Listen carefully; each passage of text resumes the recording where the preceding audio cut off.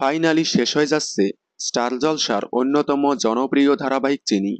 চিনি গত 12ই জানুয়ারি থেকে রাত 10:30 স্লটে পথ চলা শুরু করে।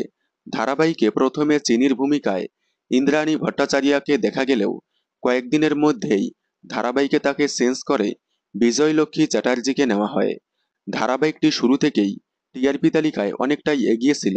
ইদানিং কয়েক সপ্তাহ ধরে টিআরপি তালিকায় অপোজিট ধারাবাহিকের থেকে অনেকটাই পিছিয়ে, যার কারণেই শোনা যাচ্ছে এবার বন্ধ হয়ে যাচ্ছে চিনি।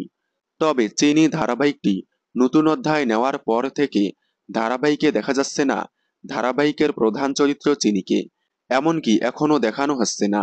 মিসিং স্ক্রু প্রোডাকশন হাউজের প্রায় সব ধারাবাহিকের শেষের দিকে প্রধান চরিত্রকে ধারাবাহিক থেকে সরিয়ে ফেলানো হয়।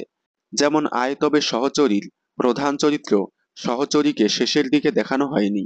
পঞ্চমী ধারাবাহিকের কিঞ্জলকে দেখানো হয়নি। এবার চিনি ধারাবাহিকে চিনিকেও দেখানো হচ্ছে না। তবে টেলিপাড়ার গুঞ্জন খুব শীঘ্রই আবারও চিনি ধারাবাহিকে এন্ট্রি নিতে চলেছে। তবে খুব শীঘ্রই বন্ধ হবে চিনি। হয়তো চিনির আগমনের পরেই কয়েকদিনের মধ্যেই বন্ধ করে দেওয়া হবে চিনি এবং ওই স্লটে দেওয়া হবে সুপার প্রাইম স্লটে সম্প্রচার হওয়া কোনো লো টিআরপিওয়ালা ধারাবাহিককে।